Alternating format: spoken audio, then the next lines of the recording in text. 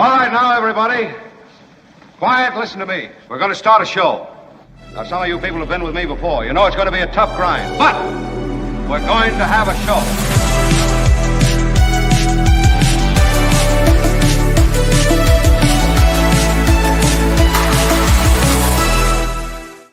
And hello, all. Welcome to a very special episode. It is a great pleasure to have Kim in the mix with us as we Kim, do how are you? regularly. And Tony is back today. Thanks, Tony. Very special episode. We're going to cover drug use or something. Those afternoon specials. Say it again. You what? You said the very special episodes. Usually those used to all be like, this one's about drugs.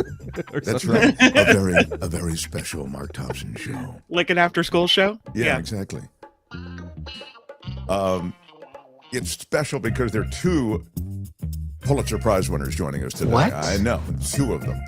And we're going to talk tariffs with a guy who really knows the territory in the first hour. And then we're going to talk tariffs in the second hour with somebody who really knows the territory. Michael Hiltzik from the LA Times. He is a Pulitzer Prize winning business reporter. He can talk about economics until the cows come home, and the cows aren't coming home. You know why? Because home is a bad place right now.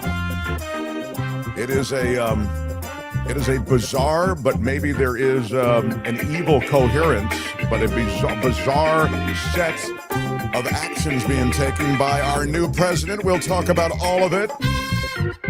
And as we see the dismantling of government, the dismantling of anything science-related, it would seem, anything designed to reach out to those who need reaching in our society in terms of medicine, in terms of healthcare, in terms of even Social Security checks. Those things are all threatened. And some of them have been erased. I mean, most of the scientists associated with so many critical programs have been sidelined or dismissed completely. Anyway, we'll get to a lot of this as we go on. It is true that the tariffs, and we will speak of them in great detail, as I say, with both Michael Hiltzik and David Cay Johnston. The tariffs have gone into effect, and already I think the market is showing signs of not loving them. I mean, it's hard to love tariffs if you're a stock market investor. As I've mentioned many times over the decades, investors like stability. That's why you invest in a certain asset. You can count on its appreciation. You can count on its stability. And that's why the United States has always been a great place for worldwide investors to be, because we have a stable political system.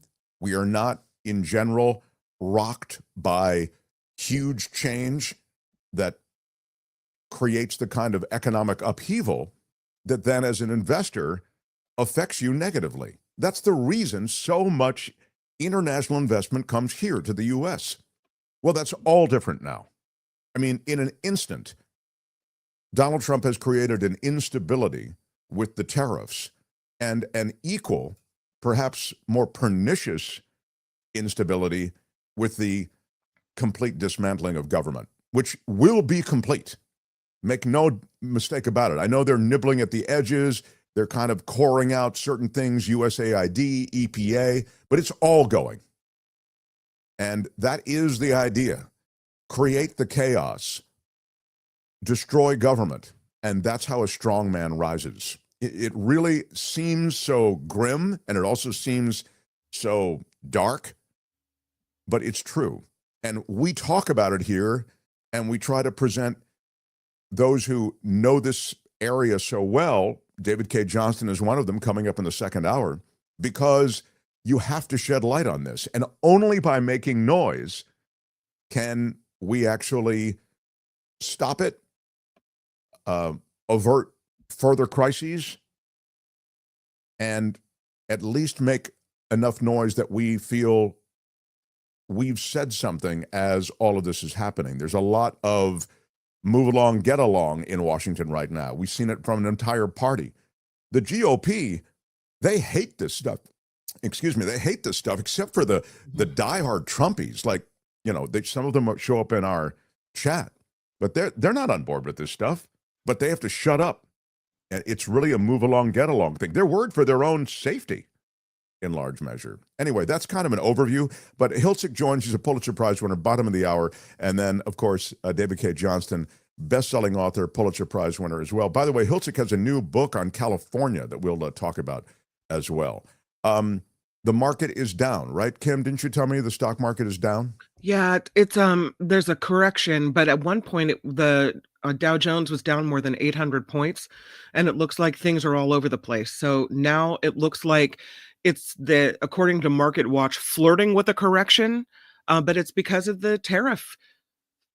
But when you say correction, typically correction means a downward drop. I think when you're meaning it, you're meaning correcting on the downward. What are you meaning when you say correction? Apparently the S&P 500 is nearing its 200-day moving average. Right. So apparently, I guess they're trimming losses. Okay, so where is the? I'm sorry. So where is the S&P and the Dow now? Do we have a number? Tony, can you put up a? No. Okay. But anyway, the point is the market didn't take it well. Right now, the Dow is down 267 points. The S&P 500 is down 20 points, and NASDAQ is up 78 points. Yeah, so that's things nothing. It's bouncing around. It. Right. Right. But this is, what Santi is saying is correct. When you hear correction, the market had a correction today, it means crash. I mean, it means a drop. I shouldn't say crash, but it means a drop. So that's why it is a drop, but and now the Dow is down 313 points, but it's all over the place. Yeah, I get it. So there's a volatility. It's the percentage, not the raw points, exclamation point, says teacher Lori. Exactly. We do the percentage in our head, like if 300 points, it's not even, that's it. So that's a little bit of what's happening right now. I have sad news, which I do want to get to, and it's the Mark Thompson Show. Dolly Parton's husband passed away, and I guess this is an extraordinary love story. They met in the 60s, and they've been together 58 years. He was a reclusive guy, Carl Thomas Dean, married for nearly 60 years, and he was barely seen, didn't go to public events with her. They were hardly ever seen in public together. Photos tended to come from Parton's personal collection. I married a really good man, she said, a guy that's completely different from me. The pair first met at a laundromat in Nashville, where Dolly Parton was just 18 years old. I was surprised and delighted that while he talked to me, he looked at my face, a rare thing for me. He seemed to be genuinely interested in finding out who I was and what I was about. 2 years later, the two snuck off on a weekend to tie the knot. Only Parton's mother, the pastor, and the pastor's wife in attendance for that. She said, I think it was just not meant for me to have kids, so everybody's kids can be mine. Instead, the couple enjoyed each other's company, it's written here. I'm happy when I'm on stage, she says. I'm happy when things are going great in the business, but I'm also very happy when I'm home with Dean and we do our little things together. We sightsee all of Tennessee and Kentucky, the areas that we can get back home from at night. Sometimes we'll stay over to Days Inn, where we can just pull up and sneak me in. We don't care as long as the bed's clean and there's a bathroom. That's how we live. 50 years together. They renewed their vows after 50 years at their home in Nashville. That was in 2016, in a simple little ceremony at our chapel, at our place. So here's a quote from him. He said, my first thought was, when he saw her, I'm going to marry that girl. And his second thought was, Lord, she's good looking. And he said, that's the day my life began. Isn't that great? So Isn't sweet. That great? Yeah. They met in 64, proposed in 66. And again, it's interesting because he's just someone who, in this hugely advertised age of always being there with your spouse on the red carpet, at the award ceremonies, whatever. He was a complete recluse and completely private. So the album cover of My Blue Ridge Mountain Boy featured Carl Thomas Dean on the cover, wearing jeans and a plaid red shirt, apparently. And Jolene was inspired by Carl Thomas Dean. I love this story. Apparently, there was a bank teller that was flirting with him, and Dolly Parton said, "This woman has this terrible crush on my husband, and he just loved going to the bank because she paid so much attention to him." And it was a joke, like a running joke between Dolly and her husband. She said, "Hell, you're spending a lot of time at the bank. I don't believe we've got that kind of money." So she said it was really an innocent song, but it sounds a lot worse than it really was. Well, I'm really I'm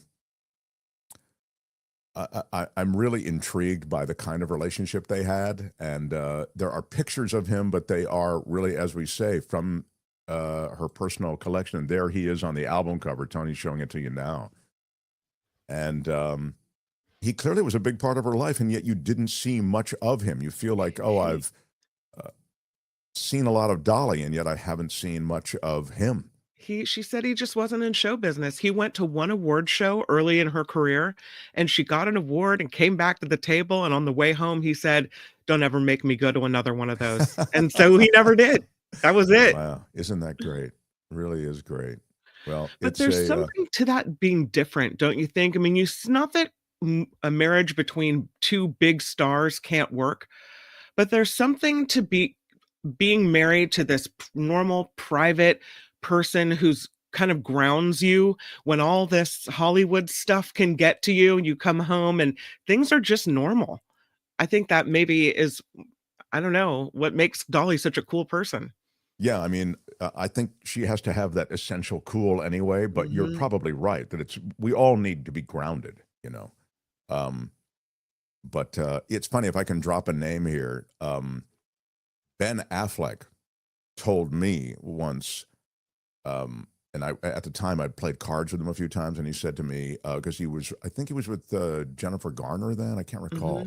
But anyway, he said, it's important to find somebody else in show business so they understand the pressures that you're under and sort of understand how to work through them and work around them. In other words, he sort of suggested there is almost a trick to handling a lot of show business stuff. And if you're not with somebody who also is enduring some pressure, or at least understanding that pressure, they're in the industry, then it's tough to keep the relationship together. That was his take at that time, you know. But Dolly Parton proves that that's not always the case, that you have this guy, as Kim has said, who, you know, eschewed the entire world of show business, just like being home, and grounded her so beautifully. I mean, you know, that her career worked out, of that there can be no dispute, right? So we know that something in that secret sauce of the two of them really did work, but it's a sad loss for her, and so we mourn that passing.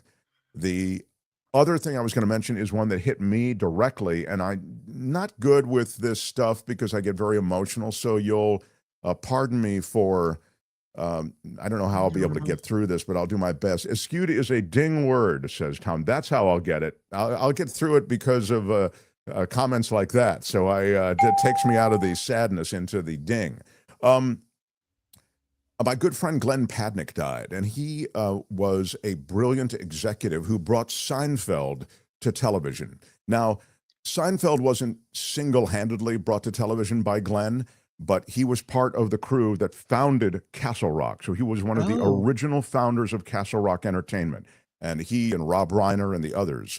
And so as Glenn came through the Castle Rock world, he was responsible for a lot of great creative things. And we would go, Glenn and I, and three or four others, depending on who could actually make it, of the poker group, we would go on vacation together.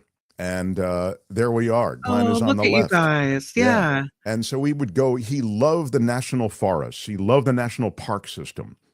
He had been to most of the national parks, and he had this book where they'd stamp all the national parks. There he is on the right, under our logo.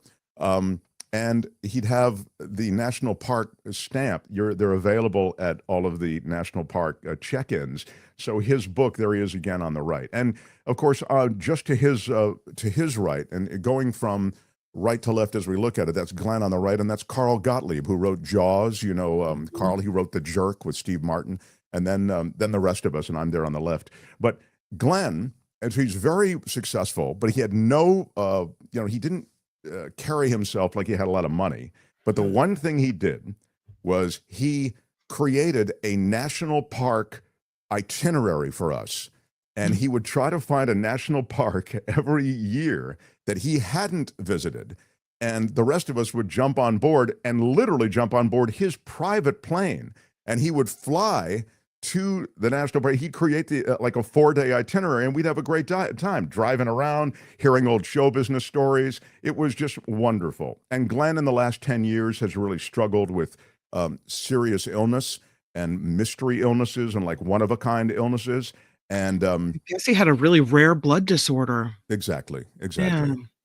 And they gave him that interferon, and they did a lot of stuff with him that was experimental. But having said that, he was wonderful through it all. I mean, this is a guy who was trying to continue to live even as he endured so much in the way of health challenges. There he is on the left. He's just so full of life and wonder.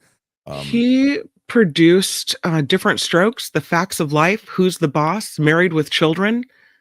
It wasn't just Seinfeld. I mean, he gave us a lot of household name shows. Yeah, exactly. Yeah, I'll tell you one really quick thing that he mentioned. When Seinfeld was hot, he said, when the show was already, and they had people in, and they all knew the show by then. Because at the beginning, they were trying to, they had to, everybody's heard the story by now, they had to drag that show across the finish line. But once everybody knew it was part of the zeitgeist of primetime television. He said the audience was so jazzed, so charged up, that when Kramer would come in, for example, they would literally clap for 5 minutes.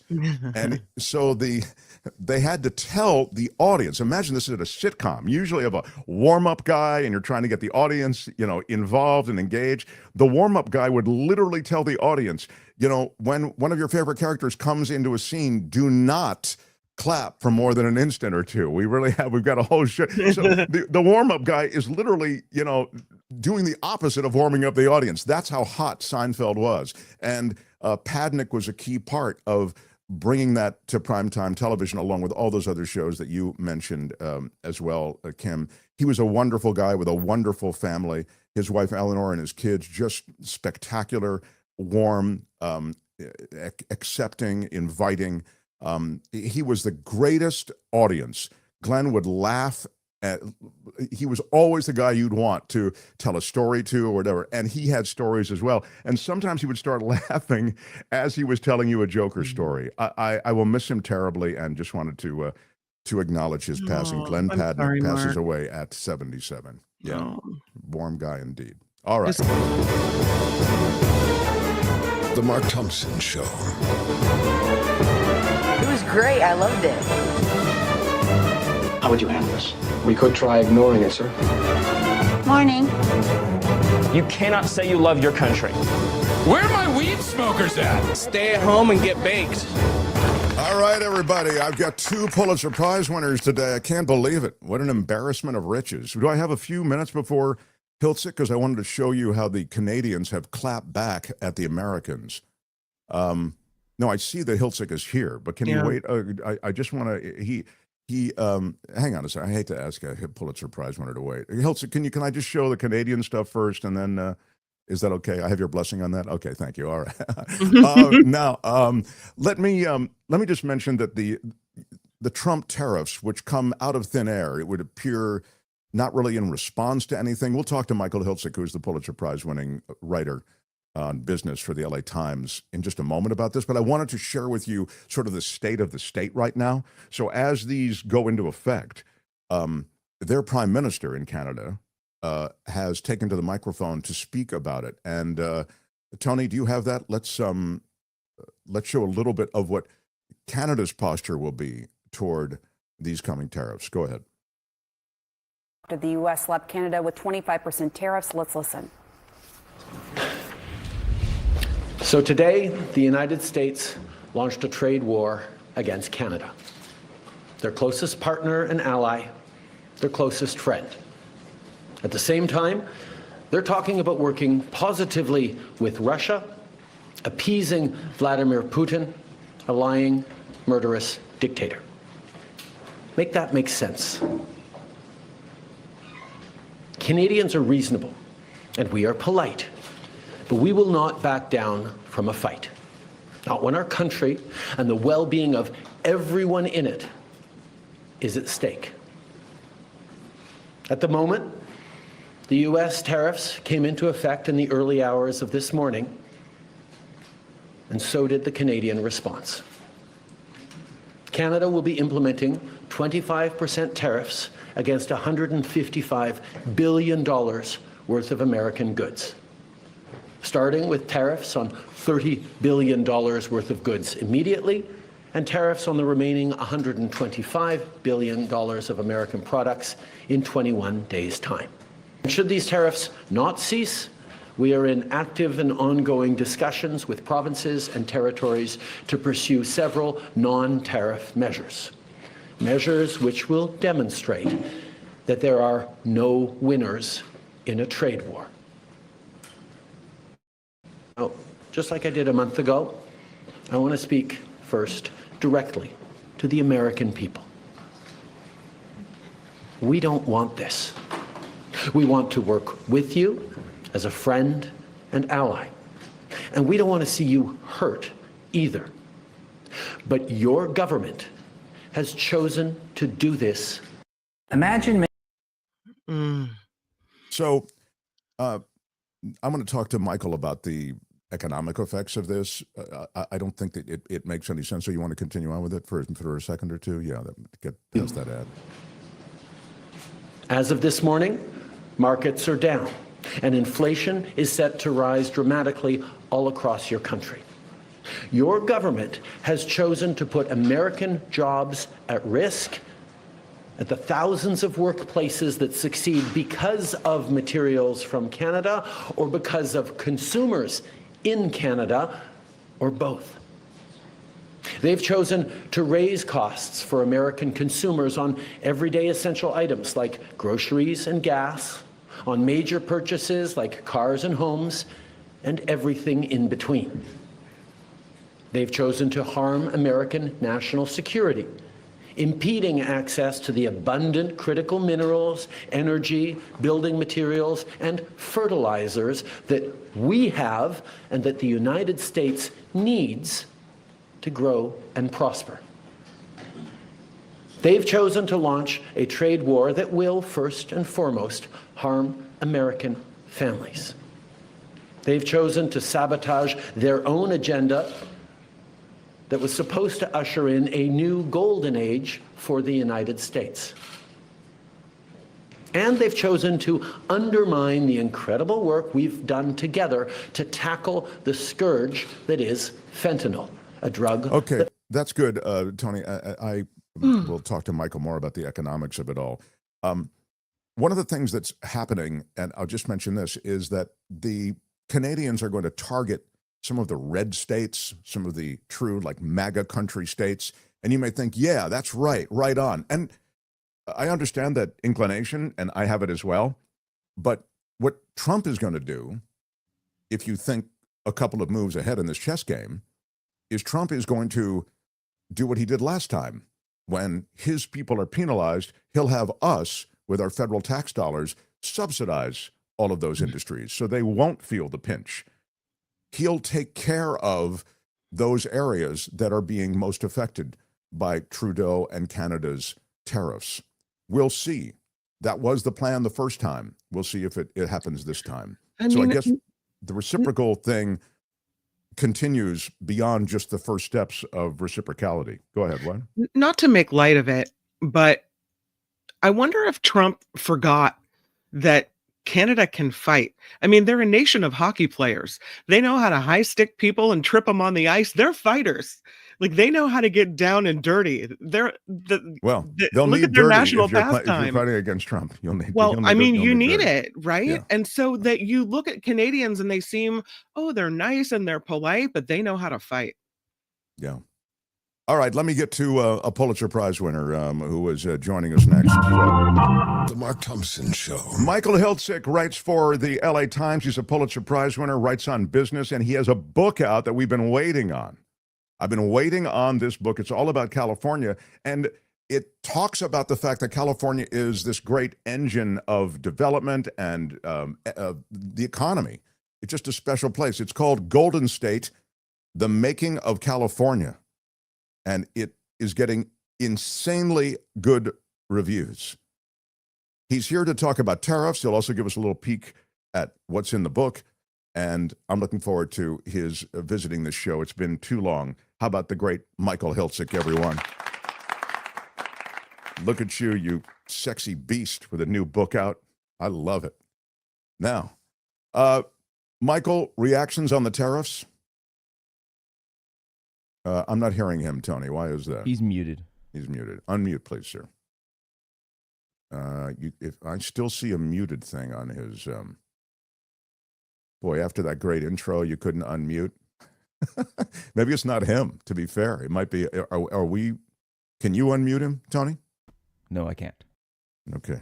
Well, so far this is not going according to. Thanks, Tony. You're still. It says his mic isn't connected, so you have to. I'm going to do tech support. Oh, wait a minute. Now. Looks like it says his mic isn't connected. So on the. This is great. Yet. We'll cut this part out of. Yeah, we'll cut all this out. Yeah. Here we go. Try this. How about it, Michael? Say something. Okay. There Can you you go. hear me? All right. Okay. How about Sorry it for about Pulitzer that. Prize? How about? All right. Now be quiet, Hiltzik, and let me introduce you. This has been a bump in the road. All right. How about it for Pulitzer Prize winner Michael Hiltzik? Yeah. Michael Hiltzik, congratulations on the book. Congratulations on your body Thank of you. work, which has been recognized by the Pulitzer Committee, among others. And you write daily for the LA Times on business and economics. What's your take on the tariffs? This is day one. Well, look, there are any number of sycophants who talk up about, Trump's great policy-making abilities. I haven't heard anybody defend these tariffs. Trump can't explain why he's doing this with any cogency at all. What Justin Trudeau just said on your show, or said the other day, is absolutely true. These are only going to be costs on American consumers. We saw this the last time around when Trump placed tariffs on China. The cost of anything that involved raw materials or parts from China went up. We've got the entire auto industry up in arms. They're saying, look, there are going to be layoffs by the thousands of auto workers because we are not going to be able to build cars. The cost of the cars that we do build is going to go up. And that's just that. As Trudeau said, the cost of food is going to go up. Just the cost of almost everything. And the Canada and Mexico are our two biggest trading partners. And why Trump decided to start a war with them, I haven't heard him explain it. I haven't heard anybody else explain it. With any luck, he will declare victory and back away from this in whatever it is, in days, maybe it'll take weeks. But he's got a bug up his butt about Canada and Mexico, with whom he signed trade agreements during his first term that he said were the greatest trade agreements anyone had ever seen. And now he's breaking those agreements for no discernible reason whatsoever. Well, not only is he breaking it, but it's as though he's this amnesia associated with that deal. He's now dumping on that deal, saying it's the worst deal ever. Whoever made it, should be ashamed of themselves. You made it. Whoever made it, yeah. But I mean, trying to figure out his reason for doing things can often be a fool's errand. I do think that he enjoys the flex of so far, beating up on countries that need us. That's what you saw with Zelensky. These smaller nations, the European nations even, who he knows that on some level we're dominant. And I think with Mexico and Canada, he sees again, and again, when I say sees, I don't know that it's almost instinctive. It's muscle memory with him. He likes to go after those entities and leaders who he perceives as weaker than he is. I don't know if he sees it as a zero-sum game, such that, if you can weaken them, he becomes stronger. His MAGA base does respond positively to it, Michael. Well, I'm not sure that the MAGA base is going to be very happy with this. The MAGA base includes a lot of rank and file workers who are going to lose their jobs. They're going to be laid off. We've already seen that in the layoffs from federal agencies. And the MAGA base in poor, low-income regions thinks that he's going to save them, they're going to be disappointed, and it's going to become clear. I mean, we have seen from basically every Republican congressman who's held a town hall at home in the last week or two has gotten an earful and has learned to their disappointment that their audiences, who are mostly Republicans, don't believe a word they're saying. So, I sort of assume that these guys, leave their town halls and go home and say, what have I done? Right. What has Trump done? What is he doing to me? And I think these policies are not sustainable on a political or partisan basis. So how do you game this out? Economically, how do you game it out? The market reacted suddenly, but then seems to have, mellowed, and now it's all sort of within kind of normal market daytime trading numbers. Yeah, well, as I know, I've covered the stock market for, 30 years now, and I've seen these things come and go. I think the market was vulnerable to a downturn because it had hit an all-time record. Both, the Dow, the S&P 500, the NASDAQ, were all sitting around at record levels. So a reversal was in the cards anyway, and reversals like this happen. Anything can trigger them. I think a lot of what we've seen in terms of the washout on the markets is, to a certain extent, the AI bubble deflating.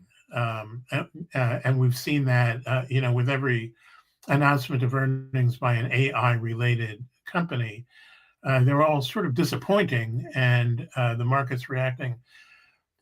So it's a little hard to know right now how much the tariff announcements have to do with this, although they react, within moments to Trump's announcements, but then they settle down. So we'll see. The markets were at all-time highs. A downturn or a correction was in the cards, and we're seeing that.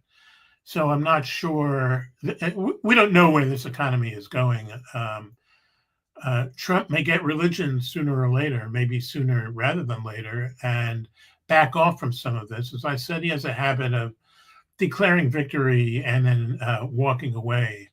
Sure. So, I don't expect these tariffs to last through his term. That's for sure.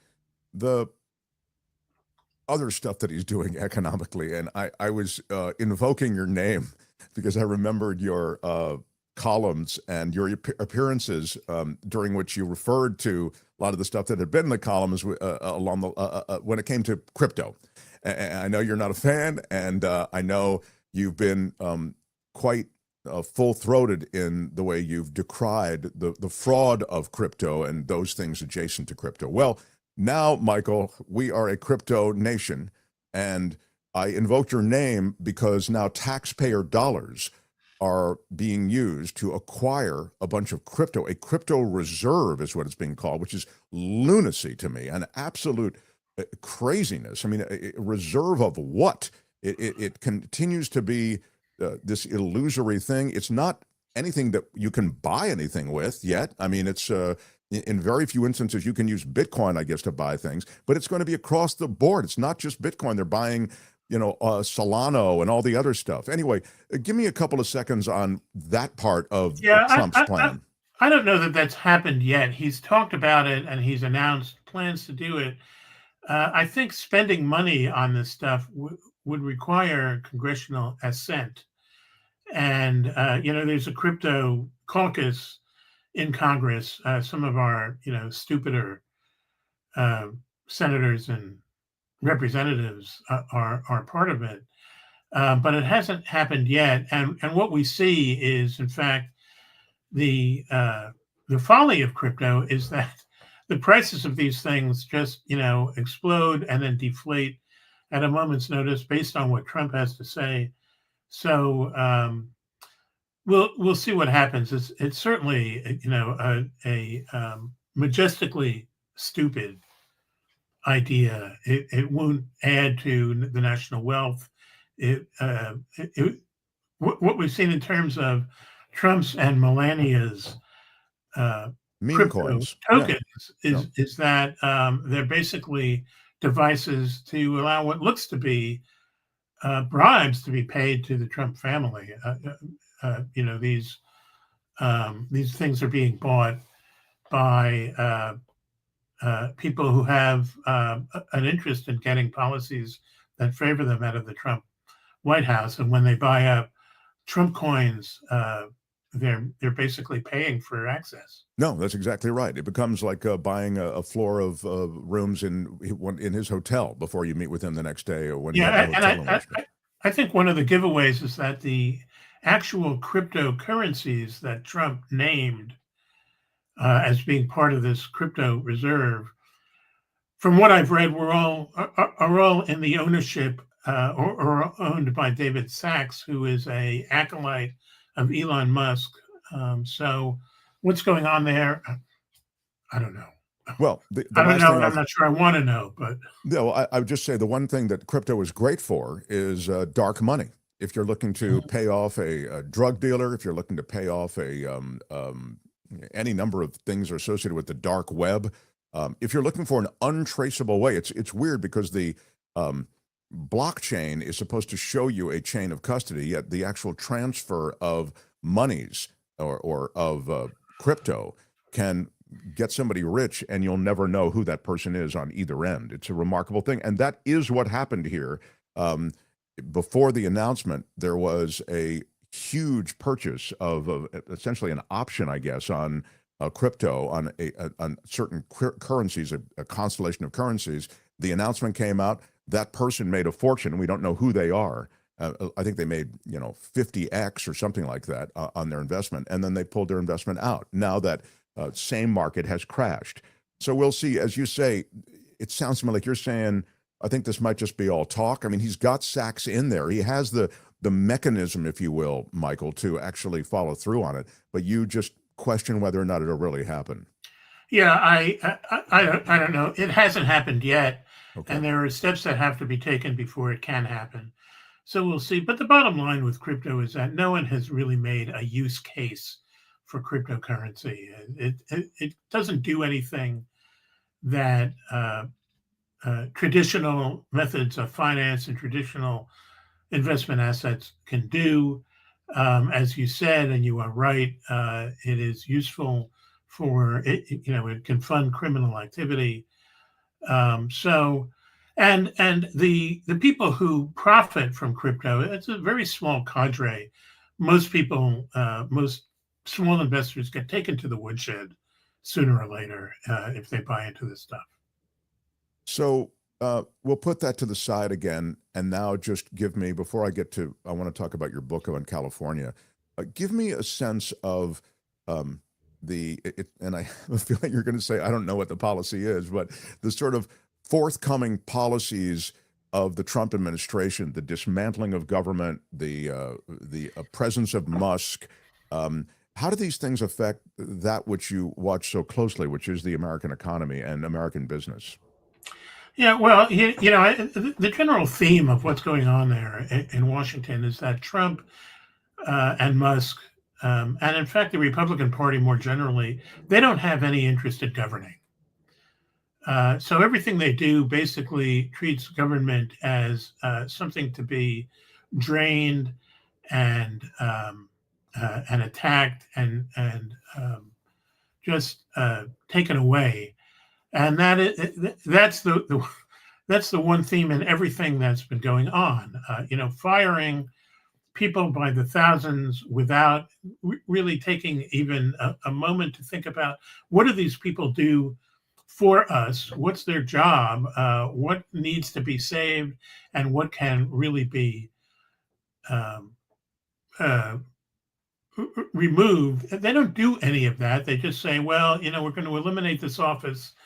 We're not going to explain why, except we're going to say, well, it's Doge or it's DEI or some stupid assertion, some meme. So we're going to do that. And then on several occasions, they've woken up the next morning and said, oh my God, we just fired everybody who's responsible for the safety of our nuclear arsenal. So we need to get them back. And by then, they've taken away their government emails, so they don't even know where to find them to invite them back. This has gone on now over and over again. And the fury that we're hearing at these Republican town halls really boils down to people, even those, Republican voters who say, yeah, there's too much government. There are too many people in government. We can really pare it down. They're infuriated at the sheer sloppiness and the arbitrariness of these firings and layoffs and threats. And you can hear that in their voices. The Republicans saying, well, the Democrats have stocked these town halls, which is nonsense. I mean, these are town halls being held in congressional districts that went 80% for Trump in the last election. They're not Democrats. They're people who thought they were going to be advantaged. They were going to get what they needed from the Trump administration.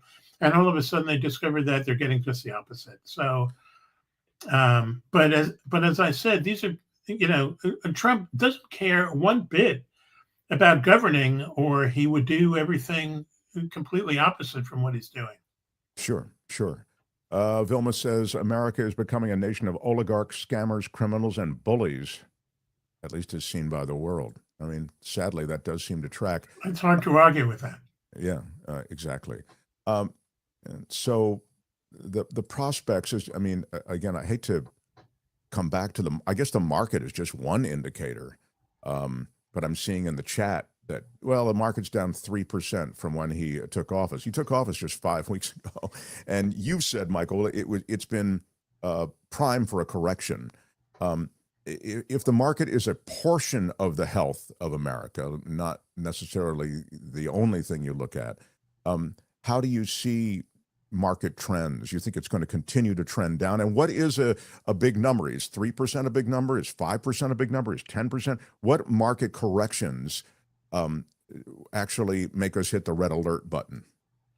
Well, 10% pullback is a correction, at least by usual theorizing. 10% is a correction. 20% would be a bear market. We're not there yet. A 3 to 5% pullback, it happens. It can happen within a period of weeks. I try not to prognosticate. Okay. On the market. I own index funds. Sure. And I let the market sort of take care of itself. But I'm old enough that I've been moving into bonds and fixed income because right. That's what those who have reached a certain age, yes, of course, are counseled to do, and I've been doing that in my portfolio. But we are seeing indications from elsewhere. We're seeing manufacturing indexes showing real weakness, even though Trump said, "I'm the manufacturing president," or "I'm going to bring it back." We're seeing CEOs expressing increasing concerns about the course of the economy. We're seeing retail corporations talking about how the prospects for further growth, at least in the near term, are fading. And we're seeing projections of gross domestic product in the quarter we are in now turning negative. We came into this year with a projection that the economy would grow by about 2.9% on an annualized basis in this first quarter. Now it's turning red, or it's turning negative by 1% or more, and that's once again the projection. And it's a dynamic. We have to wait and see how things develop, but it doesn't look like a very strong economy going forward right now. And Trump is going to take the blame for that the longer it happens. Well, on your next visit, we'll talk about his attempt to take over the Federal Reserve, because by then he'll really have his clutches on it. Right now, it's just something that's talked about in the background. I want to take our remaining time and ask you about your book. Your book is getting rave reviews. I know you were working on it for a really long time, and I guess the reviews reflect that. Hiltzik makes a compelling case that California is the heartbeat of our nation. That's from Pulitzer Prize winner Michael Hiltzik, a definitive new history of California, from the Spanish conquistadors to the gold rush to the state's meteoric rise as a tech powerhouse and bulwark of progressivism, and its indelible mark on the United States and the world. And it goes on. I mean, this book really covers a lot of territory. Golden State, the making of California, from Michael Hiltzik. Give us a sense of it. Yeah, well, there are a couple of threads that run through the book that my editors at Harper were very good at making sure that I kept to them. One is that, red states, a lot of states outside California love to run against California. They love to portray it as the other, as not really a part of America. But one point I make is that, look, right now, more than 1 out of every 8 Americans lives in California. So this state really is America. And we can see that. We can see that things happen here that end up becoming trends throughout the country. And I write that if you want to understand America, you have to understand California. And if you understand California, you learn a lot about America. Now, that being said, I started this book during the first Trump administration, and the pitch I made to my publishers, who were enthusiastic about it, was that we're going to talk about all the things that California has taught the world and the rest of the country. And then as I got into it, what I discovered was that a lot of what California has taught the world and the country are things that we're not so sure we're happy that the rest of the world and the country knows. Because right now, California is a resistant state. It's a progressive state and a liberal state, but that hasn't always been the case. It hasn't been that long since the era of Ronald Reagan. California gave us Reagan and Richard Nixon. There are periods in the state's history going all the way back to the Spanish conquistadors that involved genocide against native tribes, that the anti-Chinese movement that originated here in California in the 1870s and 1880s percolated outside our borders and ended up with the Chinese Exclusion Act of 1882, which remained on the books of the U.S. Federal government until 1943. In the early 1900s, there was an anti-Japanese movement here in California, and both of these movements were economic-based. Japanese residents come into the country.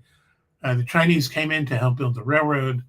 The Japanese came in to do farming, and they started competing with whites. So this animosity grew up, and for the Japanese, it culminated in the incarceration of 1942. 120,000 Californians of Japanese descent, including 60,000 Japanese American citizens, were relocated from their homes. They lost their homes, their businesses, their livelihoods. And I'm often asked, well, what's the most surprising thing you discovered in doing your research? And I have to say, it's an easy question, because that was the identity of the California politician who really helped orchestrate the Japanese relocations and incarcerations. He was the California Attorney General at the time. He would be a governor, a two-term governor afterwards, and his name was Earl Warren. Wow. So we think of Earl Warren as a quintessential Supreme Court liberal. This is the dark shade of his past. He never apologized for it. He never explained it until he wrote in his memoirs, which were published posthumously, that he regretted it. So, so California has a checkered history, but sure, a fascinating history from the beginning of the European incursion right up to today. In our last minute or two, when you see California assailed the way it is now, as you suggest, by the red states, by Trump, by the rest of the nation, California, they can't make anything work, et cetera, as sort of Libville. What is the future of California under a federal government that kind of has taken them on oppositionally the way this government has? Well, one of the points that I make in the book and that I've made in the talks I've given about the book is that Californians really have this image of themselves as basically independent. And that's really supported by many episodes of our history. But it can be hard for California to remain independent because we're integrated with the national economy, we're integrated with the federal government. If Trump and the Republicans want to basically make abortion nationally illegal, if they want to block the distribution of the abortion drug mifepristone, there may not be much that California can do, at least at first, without litigation, even though abortion rights were enshrined in the California Constitution. So we'll see. But look, in the first Trump administration, California filed or participated in 122 lawsuits to protect California values. Already there are 70 lawsuits, and that's just in this month and a half of the Trump administration. California will be participating in most of those. And so far, Trump has lost at the trial level in most of that litigation. And he's not going to be able to turn the tide. What he's doing is just illegal. We've just seen him close. This just happened, I think, 2 days ago. He closed the water reclamation office, the federal water reclamation office in California. That's a real problem. I mean, because they control dams and water releases that are critical to balancing this, vanishing natural resource. But I'm getting this question: how much federal funding does California count on when it comes to schools and everyday functions? Are we in trouble when it comes to Trump possibly cutting that funding? Well, California gets funding for many services, including healthcare, education, what have you. Trump will try to block some of that funding, but anything he tries to do along those lines is clearly illegal, may be unconstitutional, and it will be fought. And at the very least, it will be delayed. And some of these cases, as I've written, take more than 4 years to make their way up to the Big Nine in D.C. So they're going to be heard after Trump is gone. And it's not going to be as easy for him to do these things as he likes. And, I've made the point, you want to see what Trump does rather than just listen to his blathering. We're not going to get Greenland. We're not going to make Canada the 51st state. We're not going to get the Panama Canal back. But he can do a lot of damage just by trying in the meantime. Well, we will have a link to your book, Michael Hiltzik. Put it up there again, Tony. The world can see it. Golden State, The Making of California, from Pulitzer Prize winner Michael Hiltzik, who, I'll remind you, went to my university, which makes me Pulitzer Prize adjacent, everybody. Thank you. Thank you. Now I thought you went to my university. I think that's probably closer to the truth. Love having you in. Congratulations on the book, and appreciate your takes always. All the best, Michael Hiltzik. Happy to be here anytime. All right, my friend. Michael Hiltzik, everyone. Yeah. The Mark Thompson Show. Well, it is terrific. I mean, to be between two Pulitzer Prize winners, pretty strong. Yeah. Question: if I went to the same high school as David Cay Johnston, does that make me Pulitzer Prize winning adjacent? Well, I claimed it first, but yes, I would say yes. Yeah. All right. Yeah. Nice. Yeah.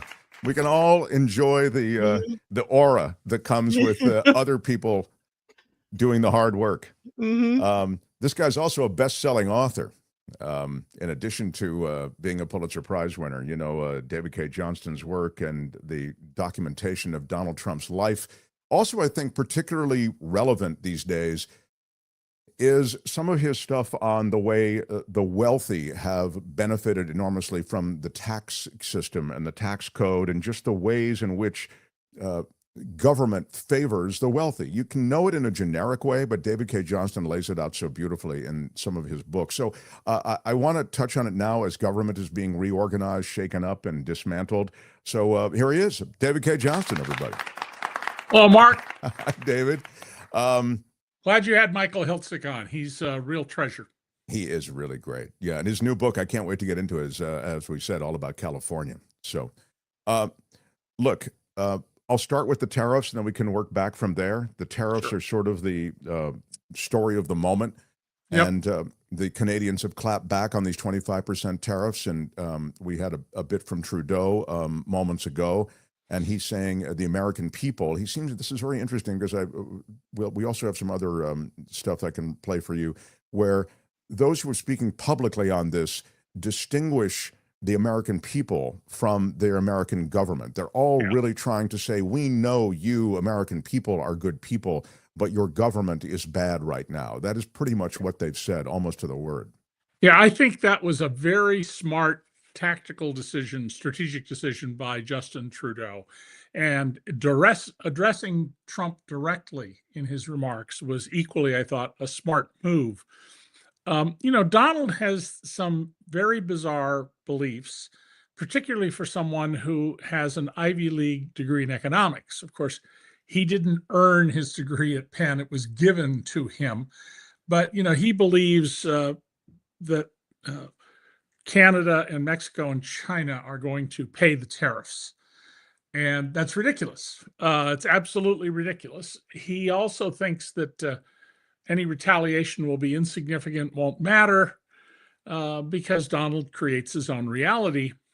And Donald is at heart really a mercantilist, or mercantilist, if you prefer that. Prior to Adam Smith figuring out market economics in 1776 in his book, Wealth of Nations, still in print, by the way, the world believed that if you had a piece of gold, Mark, and I want it, there's only one way to get it, because there's no additional wealth. There's just a fixed amount of wealth. And so I need to take your gold. So the British would attack Spanish galleons and steal their gold. Our Constitution provides for pirates, letters of marque, M-A-R-Q-U-E, so that we can go after and grab wealth. And of course, now we're very good at creating wealth. We're not very good at distributing wealth, but we're very good at creating wealth. Donald doesn't get that. And you cannot persuade him of anything he does not want to believe. So we're going to end up with this trade war. Well, you're seeing the stock market is beginning to fall. Interest rates will at some point go up. They may go up down in the short run, but they're going to have to go up as this continues. People are going to lose their jobs. A number of businesses. One of my sons, who's owns his own retail store, he buys lots of goods that come from China, and he thinks this will just wipe him out. Tony, play for us I guess he's like the equivalent of a governor of the, was it Ontario? Premier. He's the premier of Ontario. Thank you. Isn't that the equivalent of a yes, governor or senator? Yes, it's a Canadian term for governor. The difference is that in the United States, we have a co-equal system where the states and the federal government are equal, except where the Constitution has supremacy for the federal government. In Canada, the provinces are subordinate to the national government. I see. Okay. So essentially, he's the governor of this province, and against that backdrop, here he is, just with his remarks on the tariffs. Go ahead, please. What are your plans, and how far are you willing to take it? Well, first of all, I have to tell you, Canadians love Americans. We love the U.S. It's one person that's causing these problems. I've talked to senators and congresspeople and governors, Republicans and Democrats. Not one of them agree with them. I've talked to business CEOs of the largest companies. They totally disagree with this. And President Trump ran on a mandate to lower costs, to create more jobs. This is going to do exactly the opposite. The auto sector, we buy over 400% more autos than Mexico, 200% more than anywhere in the world. And, you know, he put up a smoke screen, he keeps moving the goalposts. Well, the market is speaking loud and clear. The market is going to go downhill faster than the American bobsled team. And we're going to continue seeing in the U.S. plants close, assembly lines shut down. In the auto sector, they may last 5, maybe 8 days before the parts that go back and forth across the border 8 times. This is unnecessary, and we do have to retaliate. And I apologize to the American people. It's not you.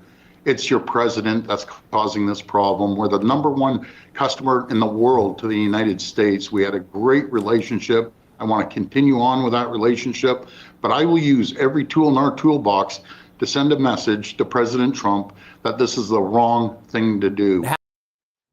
So there it is, David. Yeah, and Doug Ford did a terrific job there of explaining this. The province of Ontario controls the sale of liquor very tightly. It's not like California where you have all sorts of private liquor stores. And they've stopped buying Kentucky bourbon, and they've been quite upfront of aiming this at Mitch McConnell. And, you know, one of the most important things in this tariff deal with Mexico and Canada is Trump said not long ago, this is a terrible trade rule. I mean, who did this? Donald Trump did this. He redid NAFTA. This is his own plan that he's attacking. And I honestly think Donald doesn't understand he's attacking his own plan. I know one thing: no one is going to tell him. It's remarkable the sycophants that he's now. There are no quote adults in the room, right? I mean, he's just you know. Well, I've taken to calling him the Quisling Republicans, and for those who may not know, Quisling was the Norwegian collaborator who was prime minister there after the Nazi occupation. I was, by the time I was in first grade, and I think maybe kindergarten, my Norwegian grandmother made sure I knew that name and what a Quisling was. And that's what they are. They are collaborating in the destruction of American liberties. Oh, good, a picture of Quisling up. American liberties and the American economy. And I've been doing a lot of overseas TV, and I'm just flabbergasted at how everybody else in the world understands what Trump is doing economically is just bat crap crazy. Right. But not the Republican Quislings on Capitol Hill. I mean, it's interesting. The Quisling thing is interesting because I think there's a sense of appeasement. I don't know how much is collaboration and how much of it is appeasement and how much of it is just standing there or sitting there silently. I mean, there's I think an understanding in Washington on the right that these aren't smart moves, but these are the moves to retain power. There's a lot, you know this better than anyone, that there's a lot of the 3D chess of power that's going on in Washington. Sure. Well, first of all, global diplomacy is an incredibly complex and subtle game of people who want to go to work for the State Department. Only 3% of people make it through to get hired. I mean, it's really rigorous and tough to get in. And even if you want to get in the back door by having diplomatic status, but you're with, say, the Agency for International Development that's been shut down by Trump, it's still very tough to get in there. And Donald is simply pursuing his own fundamental beliefs. So the United States of America has stood steadily for democracy and liberty from day one. Now we are aligned with a murderous dictator against democracy and liberty. And we see in Donald Trump someone who very much creates his own reality. And if you don't understand that, you can't understand his behavior. As for the Republicans who won't stand up to him, at some point, some of them will. They're going to get voted out of office if they don't, as things go downhill. But, more than 1 million people died for this country. My father was a 100% disabled veteran of World War II, whom I watched as I was a boy growing up slowly die. Fortunately, he hung on till I was just turned 20 years old. But it was miserable. And he never complained. He felt he had done his duty for his country. But to behave like Donald Trump does, to go around now cutting veterans' affairs, to call soldiers who are disabled, disfigured especially, or killed losers and suckers. This is despicable conduct. And if you're listening to the show and you're a MAGA, you're not an American. You're an enemy of America if you believe it's okay to attack our soldiers and sailors and airmen. Yeah, these are things that I would have thought might have derailed his momentum early on. I mean, he's been doing this since the first go around. So, I want to, because you alluded to it, take you to this Oval Office throwdown that happened between Zelensky and Trump. And it seemed as though actually it started, and I played some of the stuff for us last week. It started very graciously. I mean, there was thanks, and you don't see that played back now in the media, but the reality was that Zelensky was quite gracious and thankful at the beginning. And then it reached kind of a hot spot, and then J.D. Vance made sure that it really ran into a ditch, and then they just beat up on Mark, him. I really think I've gone back and very carefully rewatched the entire video several times. This was a planned ambush of Zelensky. First of all, Vance says, why aren't you wearing a suit? Well, I'm sorry, Elon Musk, who brought his child to the Oval Office, didn't wear a suit. So where's the criticism of him? I made that same point. It was so funny coming from those guys. And if Zelensky owes thanks, it's not to this administration, it's to the Biden administration. They're the ones who really put us behind. Donald lied flat out. He continues to lie by saying $350 million and saying it in a way that implies we gave them that kind of cash. And there are people around Trump who say Zelensky's totally corrupt. He stole all the money, which is absurd. It's $120 billion, and it's an American jobs program. Everything we send over there, the bullets, the guns, the airplanes, the helicopters, those were built by Americans in American factories. And so the other key element in that meeting is how Marco Rubio just sat there like he was disembodied. Marco Rubio, who was on the Senate Foreign Relations Committee, he knows better than what was going on here.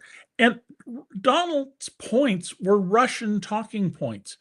He said that the war was started by Zelensky. Now, on the overseas TV, I've been kind of surprised by people who go, well, Zelensky forced the war on Russia because he wanted to join NATO.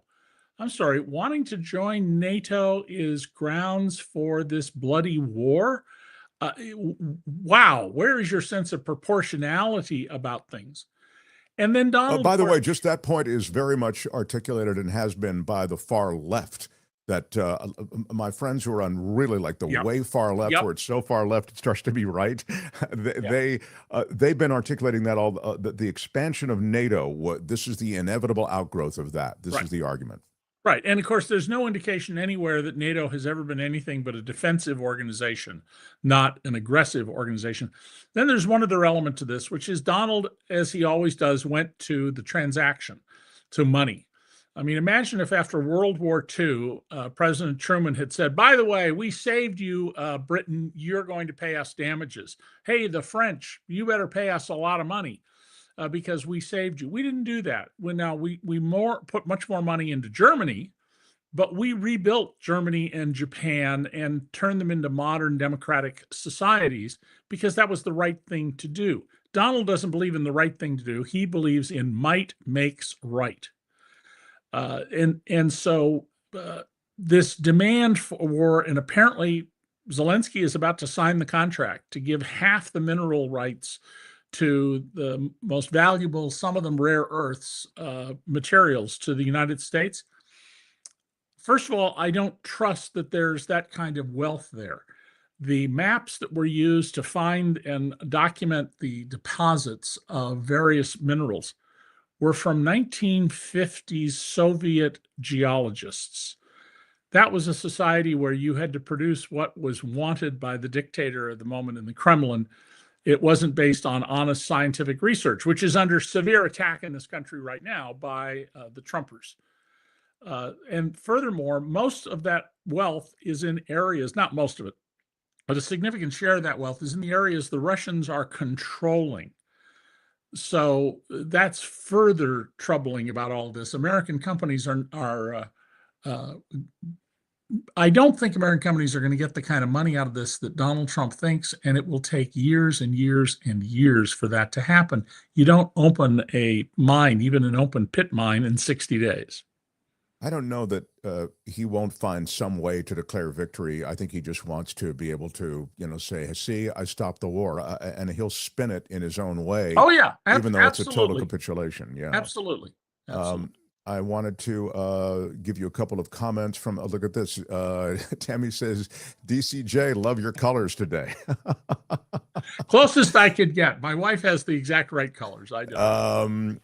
I don't know if you've seen the picture of the Eiffel Tower after that Oval Office meeting. The French, because they have all that nuclear energy, they have to get out of the building 24 hours a day. That's why Paris is all full of lights. They lit it up in Ukrainian colors. No, I did not see that. That's terrific. Yeah. We'll get that. We'll get that pic.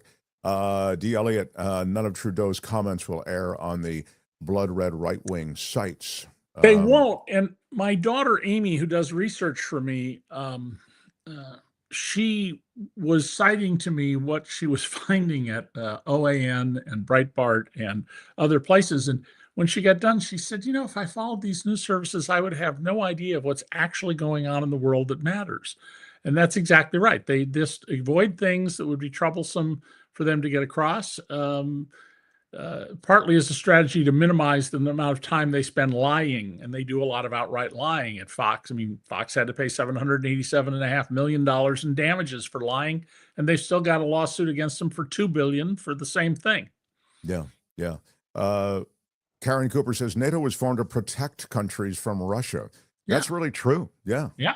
No, absolutely. Now, Donald's appeasement here, that's what Donald is doing, is appeasement. Right. Which I don't believe will work. A couple things, Mark, to keep in mind about this. We have degraded Russia's military so seriously that he's using donkey carts to get supplies to the front. And they're defending this in Russia, that all armies have always used donkey carts. It may be true in the distant past. We used to also have, cavalry that actually rode horses instead of mechanized equipment. Secondly, when Neville Chamberlain appeased Hitler over the Sudetenland, Czechoslovakia capture, it wasn't his intent, but he ended up giving Britain a year of time to get ready to defend itself against Hitler. It wasn't what he set out to do, but it was the effect of that. But in Donald's case, why would we appease this murderous aggressor who's violating his own country's treaty by this war? We're not in any danger. We have a military that if we had to go toe-to-toe with them, probably end up with nuclear weapons, but any ground battle, we would just overrun them in 2 seconds. He has a Potemkin army, and it's badly defeated. And soldiers who are being captured by the Ukrainians are telling their interrogators, who don't have to torture them to get information out of them, they're telling them that they were shown how to take a gun apart, clean it, and how to fire it and sent to the front. That's the level of training they got. No wonder between 1,000 and 1,600 Russian and North Korean soldiers are dying every day. And for comparison, in World War II, when we were fighting in both the Pacific and Europe, we lost 300 soldiers a day to death. They're losing multiples of that, and Putin doesn't care. You and I, we're just objects, just like Donald sees us. We're just objects. We're not human beings. There's no compassion. And it's against that backdrop that I find the appeasement and the capitulation perplexing, because in other words, I said the other day, either Trump doesn't know or doesn't, either there's compromise or there's some definite transactional thing, because based on everything you've written, there's always money in it somehow. There's some for Trump, but it's either, but otherwise, I don't understand why you are appeasing a weakened Putin. And as you say, I mean, you can even argue that he's losing this war. I mean, with the continued flow of American arms, he'd be losing this war. If Biden had not been so incremental in slowly providing weaponry, if he had said right at the beginning, we're not going to allow this, and we're going to give you F-16 fighters and everything else, this war would have been over a long time ago. And Biden, unfortunately, had this incrementalist approach, and I spoke out about it at the time. I thought it was a major strategic error. Their fear was that it would lead to a larger war and perhaps nuclear weapons. And I think that was it's a reasonable judgment, but I think it was wrong.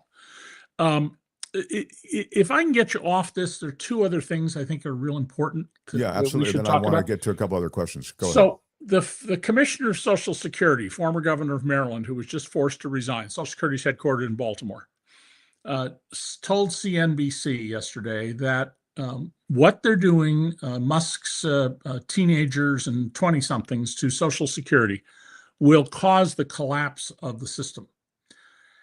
He predicted within 30 to 90 days, so 1 to 3 months. Now think about that for a minute. So if he's right, Social Security payments stop going out or they become erratic. I don't get my check, but my next door neighbor who's my age gets a check for $16 million.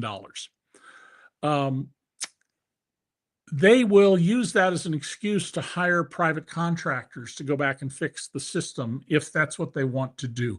And indeed, Elon Musk got rid of the people who maintain the Federal Aviation Administration air navigation maps, which are crucial to air travel. And now he's trying to get a contract for the $2 billion cost of that. So this is sheer corrupt crony capitalism. But also, if the payments stop, don't be surprised. I'm not predicting this. I'm just saying don't be surprised if someone around Trump, probably Elon Musk, possibly J.D. Vance, goes, well, it's a Ponzi scheme. We can't afford the Social Security payments, so we need to stop the government spending more than it's taking in. And sorry, you're not going to get your money. You're only going to get half your money. Now, if they do that, if they're dumb enough to do that, I think there'll be a massive reaction, and you'll see a change in Congress. Which is why I think they won't do it. But I think if they do mess this up so that checks don't go out as expected to people, and remember, a lot of old people would be in poverty by the government standards, which are extremely low standards, if it wasn't for their Social Security check. If I don't get my Social Security check, I'll survive. But that's not true for about 90% of people who are 65 and older and people who are disabled. Sure. Social Security does a lot more than just to handle retirement. Right. I made the point yesterday about social, because he actually did say, Elon Musk did on Rogan's show, that it was a Ponzi scheme. He said all of government's a Ponzi scheme, and and the biggest Ponzi scheme is Social Security. If you can go back, those who are just tuning in, I said it yesterday, and I did a riff essentially on the fact that if you're really serious about solvency, whatever, it's always used as the key word to kind of try to get rid of something. But if you're really worried about it, raise the cap. I mean, it's that simple. Raise the cap on Social Security. In fact, in DC Report, I wrote about how if we did the same thing we did with Medicare, the Medicare tax, 1.45% of your pay plus 1.45% that comes from your employer, which is just money you earn that's taxed away at 100% rate. If we took the cap off, Social Security would be rolling in dough. We could raise benefits significantly. And now that we have hundreds of people every year whose pay for their labor is north of $100 million a year, it's not unreasonable to do that. Biden was in the trap that he couldn't do anything from the cap, which when he left office was about $170,000 up to $400,000, because he said nobody would have a higher tax bill at $400,000. But the solution to Social Security, there's two factors at work. One is lift the cap. The second one, we have a piece at DC Report by one of the most important economists in the world, Stephanie Kelton, who points out that the reason Social Security doesn't have as much money as was projected in the past coming in right now is people like Elon Musk. He wants a 46 or 45 billion dollar paycheck from his companies that's being fought in the courts, and we've been holding down wages. If wage growth was normal, Social Security would be lush with money. Yeah, I just see so many easy solutions, and yet, wow, what you just painted as a potential picture for the privatization, and they definitely want to privatize everything, so they would love that opportunity. That's a scary picture. This from Depressed Canadian, who says there's an understandable impulse for voters to look toward the midterms with hope of some inevitable Dem victory, but can David Cay Johnston comment on the GOP controlling the USPS as a way to manipulate mail-in ballots? Well, Donald, has this bizarre belief that mail-in ballots are somehow inherently corrupt. And if you haven't counted the ballots by midnight, then you should stop counting. Of course, that's always when he's losing that he holds that position. Clearly, there's an effort here to destroy, I think, outright the Postal Service. Joe Biden kept Donald Trump's appointee at the Postal Service. The Postal Service is not required under our Constitution. It is authorized, but it is not required. And of course, on the far right, we've had people like the Cato Institute and others long saying, well, we should privatize all of this. The reason we have a Postal Service is universal coverage. If you live in a rural area, whether it's rural California or Keapaha County, the least populated county in America, in Nebraska, western Nebraska, you have mail delivery every day because we make that a universal value. And if we go to a privatized system, I won't have any trouble getting my mail. I might get it 2 times a day if it's in the interest of the provider, because I live 5 blocks outside of a substantial city. But don't count on that, and especially if you're the Coachella coffee company. They're far enough out there, they might only be able to get pickups 3 times a week. This whole privatization thing, there's lots of evidence that in general it does not improve things. It was especially true in the case of taking over water utilities. I wrote in either the Free Lunch or the Fine Print about water companies like in Felton, just outside of Santa Cruz, where I grew up, and how you can lower rates significantly if you have municipal or public water. But if you privatize it, rates go through the roof. And of course, the buyers need to have a profit margin to justify their investment, which inherently raises prices unless they're more efficient. There's no great efficiencies to be found through privatization in water systems, in mail delivery. Those are mature, well-studied industries. I also see the ways in which the Eric Princes of the world are going to move into all of these different areas of government that are being dismantled. It's really an opportunity to, as you say, I mean, it's 2 moves. It's getting rid of or interrupting Social Security services, and then offering a solution by privatization. That same dance can be done over and over across government as they continue to dismantle it. Well, I keep getting mail, by the way, from Donald, emails about trying to persuade people that we can get rid of the income tax, that the tariffs will allow us to get rid of the income tax. We ran the country largely on tariffs in the 18th and the first half, certainly, of the 19th centuries. We also had virtually no government. I mean, in the beginning, the only court in the U.S., federal court, was the Supreme Court, and the judges also on horseback went around and held trials. The world is much more complicated now. And if you look at the countries around the world that are wealthy, there's one consistent thing that separates wealthy countries from poor ones. They have substantial taxes, and those taxes fall more and more heavily on your income as you go up the income ladder, because providing the resources to grow private wealth through businesses requires enormous investments in public resources. Education, we've been stripping education of money in this country to the point now where more than half of American adults are reading below 6th grade level, or right at the edge of 6th grade level. We've been stripping money from properly taking care of roads. So we have a much more robust business in front-end alignments and replacing tires than we need to have. If you go to Stockholm, where the weather is terrible, much more like Rochester than where you are in LA, you don't find any potholes. and cars look better and last better. And so if we underinvest in the public sector, and then on top of that, we raid the Treasury to give money to companies. I mean, just everyone listening, in 2010, the numbers were true then, they're worse now. In 2010, just state and local giveaways to big companies like General Electric and Rupert Murdoch's Fox and a Motorola, Ford, and a lot of foreign companies, Mitsubishi, those companies overall got subsidies from state and local governments equal to more than a week's gross pay for the median full-time worker in America.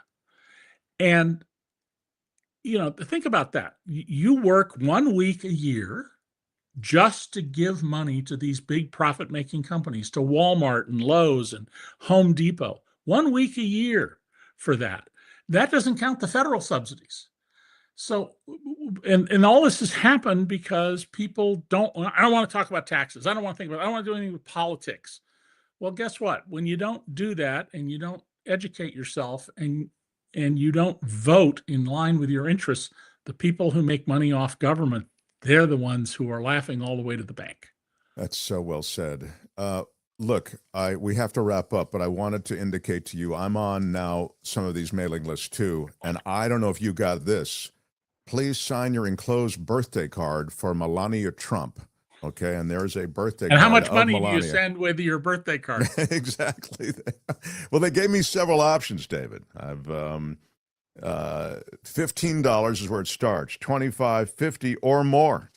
So they start with these are kind of lower numbers. I've also received another one that started with $28, and I mentioned everybody because I shared it. It goes $28, $50, $100, $150. Why do they start at $28? It's such an odd number. Well, because they've got some kind of research that suggests that's a good number. Why do so many charities on TV ask for $19? I wrote about that in the Kiplinger retirement report. I thought it was because of something called the $250 charity rule. It's not. It's because research shows at $19, people are more likely to give to, help starving dogs and other causes. Right. But, Donald sends these pitches every day. I got one today that there's a contest, and I and a second person can get airfare to go to have dinner at Mar-a-Lago with Donald. Well, first of all, I've never seen any evidence that they pay off in these things. But if there's anybody listening who's a lawyer or regulator, I thought when companies run contests, like, on the back of cereal boxes, they can't require you to pay money to be part of the contest, or it's illegal gambling. Now, maybe the law changed and I missed that. But if anybody knows, email me. It's easy to find my email. You can go to rit.edu and get my page, and it'll have my email, and you can send me an email at the university. But I really would like to know, because I suspect that this is an illegal scheme. Of course, Donald doesn't have to worry about it if it's a federal crime, because his corrupt Attorney General, Pam Bondi, who's an absolute lapdog for him and an attack dog for him, she's the one who would have to approve any action. Oh, God, just don't remind me. All right. David, again, dcreport.org. David co-founded that website. It's still the great resource for so much. There is the Eiffel Tower lit up in those colors. And Mark, one thing before I go, in a day or two at DC Report, we're going to have a short story up by me. There's something hilariously wrong in Donald Trump's tariff on Canada. It's just a beautiful indication of how uninformed and ignorant he and the people around him are. Dug up by a friend of mine in Oregon, and I don't think I'll be able to get it out today, and tomorrow I have to give midterms. But by the end of the week, we'll have a story up about it. And it's short, but it's one of those, they really don't know what they're doing. It's nice to laugh about it, but it's all sad, sadly. Yep. At the end of the day. We will talk next week. Thank you, David. Appreciate it. David Cay Johnston. Yeah. Take care, Mark. Until next time, man. Thank you. Thank you. Hey, which one do you use, Mark Thompson? Who's Mark Thompson? The Mark Thompson Show. Yeah, what a great visit with David. I want to say shout out to Maud Day. Are you kidding? This must have come in at the beginning of the show. Here's to a spectacular Pre-show, actually. Pre-show. Are you kidding? She Wow. I mean, what started? I know. Big shout out. Big shout out to Maud Day. She gave us $50. Said, here's to a spectacular show, Hearties. Isn't that great? It has been a pretty good show. Hiltzik, the 2 Pulitzer Prize winners. Jim Slayton says, with a $5 super chat, I've now resorted and mustered up enough bravery to start eating brown guacamole. No. Oh, because the price of avocados is going to be so high? Yeah. Mike Ekstrom, how about it from Mike Ekstrom with a $20 super sticker? Big shout out. Big shout out to you, Mike. Thank you. We're a crowd-funded show, so you'll forgive us for making a big deal out of a part of the crowd that does fund us through super stickers and super chats. We're also so grateful for everyone who finds us on PayPal and Patreon.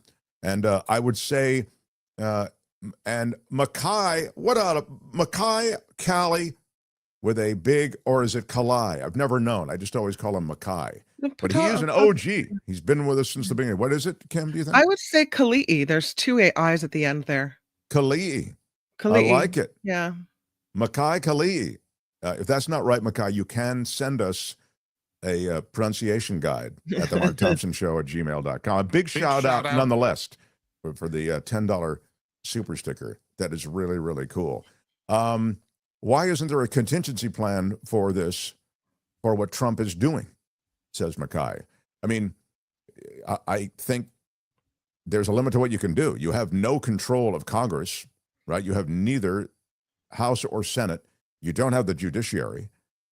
You have functionaries around Trump that will execute on his every whim. You have a GOP that is cowed by the implicit threat and the described threat that are associated with going up against him. The implicit threat is one of physical harm. The described threat is we will primary you. That's what Musk is saying. And Musk has got the money to do it. I mean, and sadly, that's what the American political system is all about. It's money. Drop enough money in a political race and you'll win. Just ask J.D. Vance. He had $15 million dropped into his Senate race from Peter Thiel, and it vaulted him into the Senate, and that vaulted him into the Oval Office, where on Friday he beat up on Zelensky.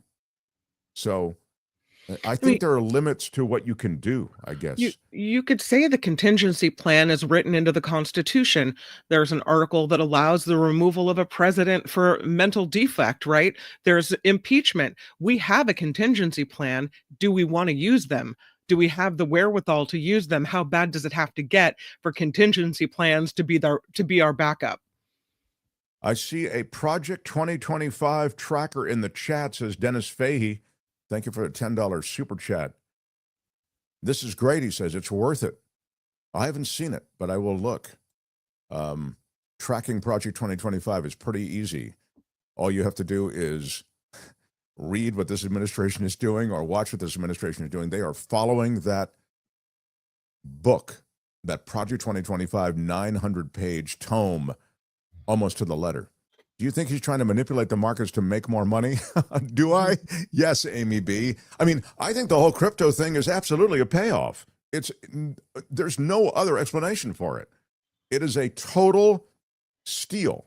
So here's what happens with crypto real quick. And Jefferson Graham maybe can speak to this, but they offer the cryptocurrency.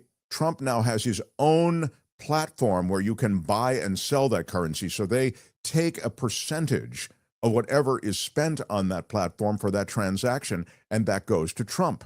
In addition, it's the Trump coins, Trump coin, Melania coin, etc. So they're making money on both ends. They're making money as the coins are purchased and sold, because remember, they're getting a piece no matter whether or not the coin is purchased or whether it's being sold. And then, of course, as the coin runs up, they make more money on it. It's a pump and dump. They've already dumped a lot of that coin. That's typically the way those kinds of coins work. That's just the crypto part.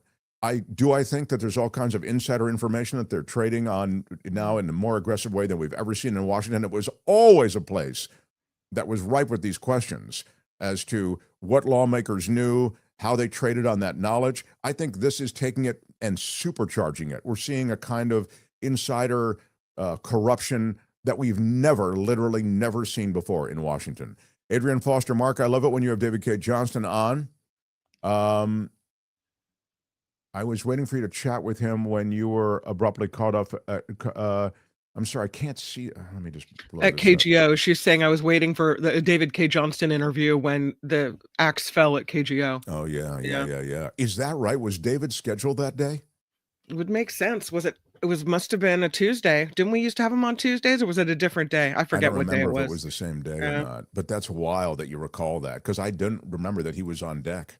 I know that, once we found out about it just a couple of minutes before we were taken off the air. We came from a radio show, everybody. That's what we're talking about, KGO Radio. A lot of our supporters, frankly, come from KGO Radio. We just loved the San Francisco Bay Area, and Northern California was just such a rich, wonderful place with this cross-section of ideas, and KGO was this powerful station. And our show was doing well. But Cumulus, which was centered, Cumulus Media, centered in, I think they're in Atlanta, they just saw it as another line item, and they realized, hey, we can save money if we fire all the hosts, all the producers, all the engineers, and we'll just run syndicated stuff.